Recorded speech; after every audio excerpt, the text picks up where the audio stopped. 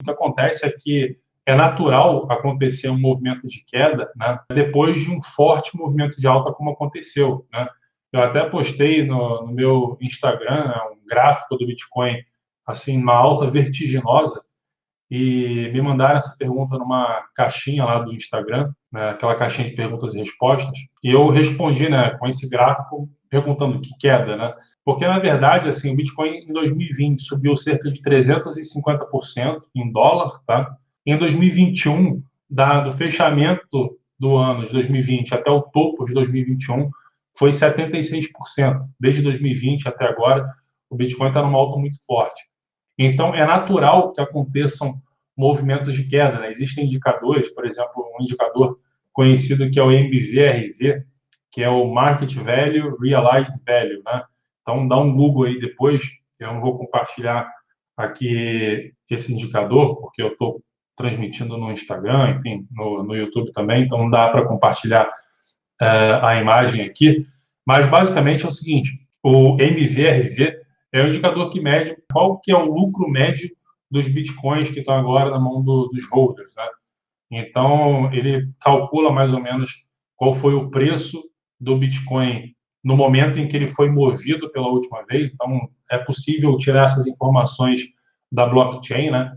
Então, qual foi o preço do Bitcoin no momento em que ele foi movido pela última vez? E se ele foi movido pela última vez, é provável que tenha tido uma negociação, né?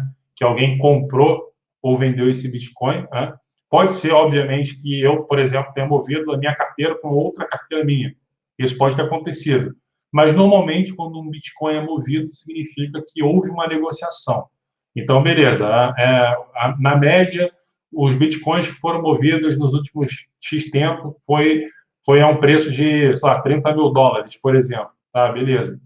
Então, qual que é o preço do Bitcoin agora? O preço do Bitcoin agora é 48 mil dólares. Então, isso significa que a maioria dos Bitcoins, na média, estão com lucro muito grande, né? Então, quanto maior é essa diferença entre o preço de mercado e o preço médio em que os Bitcoins foram movidos nos últimos dias, maior é a probabilidade de haver uma queda nos mercados no curto prazo, porque essa galera que está com lucro muito grande tende a querer realizar o seu lucro ou parte do lucro. Então, isso é uma coisa que pode acontecer, né? Então, quanto maior é essa diferença, maior é a probabilidade de ter pelo menos uma correção dos preços. A gente não está falando aqui de reversão de tendência, né? A gente está num bull market no Bitcoin e aí vai entrando no bear market. Não, a gente está falando só de uma correção de preços. Então, é óbvio que o Bitcoin é muito volátil e uma correção do preço do Bitcoin geralmente é grande, né? Tipo 20% ou até mais do que isso. Então, foi o que a gente viu agora, né? O Bitcoin bateu em torno de 58 mil dólares, tá? Quase 60 mil lá, já estava quase beijando 60 mil e sofreu uma correção até maior, um pouco maior do que 20%. Só que isso é natural e é até saudável, né? Quando tem essas correções de preço, isso serve para limpar aquela galera que estava ali só especulando, né? Então, se você olhar para os fundamentos, o que importa, no final das contas, não só em Bitcoin, mas em qualquer outro mercado, mercado de ações, mercado de, sei lá, fundos imobiliários, títulos de renda fixa, qualquer mercado que você vai investir, qualquer tipo de investimento que você vai fazer, o que importa é você ter a visão de longo prazo, né?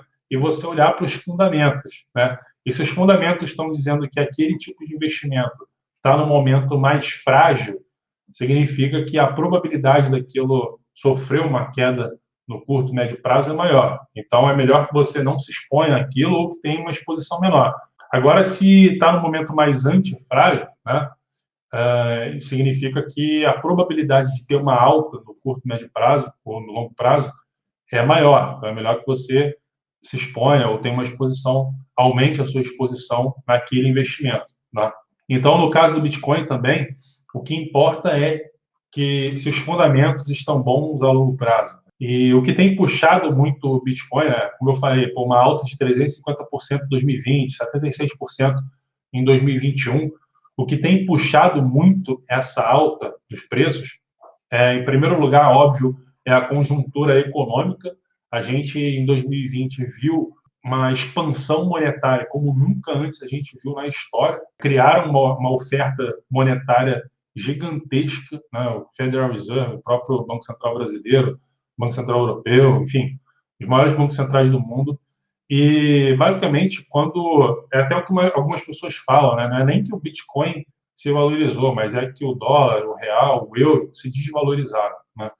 Então, quando você tem algo que é muito escasso e você está comparando com uma outra coisa que não é tão escassa assim, né? E essa coisa que não é tão escassa assim, ela se torna menos escassa ainda, é natural que essa coisa mais escassa se valorize, ganhe valor diante daquilo que está cada vez menos escasso. Então, ou seja, o Bitcoin ele é escasso, a gente conhece qual é o limite de Bitcoins que vão existir na história da humanidade, né, que são 21 milhões de unidades de Bitcoin.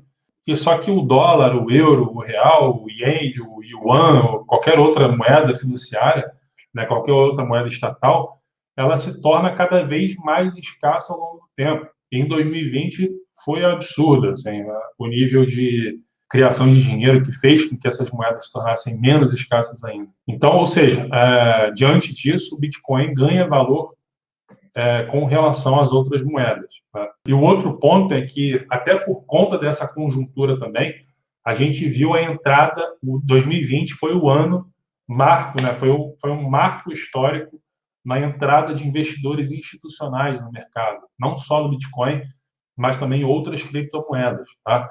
Então, a gente viu um volume gigante, né? Na real, gigante para o mercado de Bitcoin, mas ainda muito pequeno para o mercado de investimentos mainstream, digamos assim, né?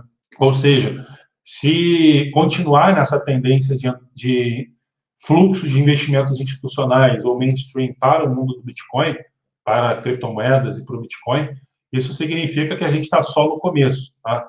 Porque o volume de investimentos que existe em hedge funds, em fundos de investimentos no mundo inteiro, é infinitamente maior do que o que entrou em 2020. Mas como o market cap, a capitalização de mercado do Bitcoin ainda, por mais que tenha atingido um recorde nesse ano de 2021 de $1 trilhão, ainda é muito pequeno diante do mercado de investimentos global, né? Ou seja, é por isso que o Bitcoin sofreu esse impacto, porque a capitalização de mercado ainda é muito pequena e entrou um volume de dinheiro muito grande. E, naturalmente, quando entra um volume de dinheiro muito grande, puxa a demanda para cima, né? Puxa a demanda para cima, e aí a demanda maior, diante de uma oferta restrita do Bitcoin, faz com que o preço do Bitcoin suba. Tá?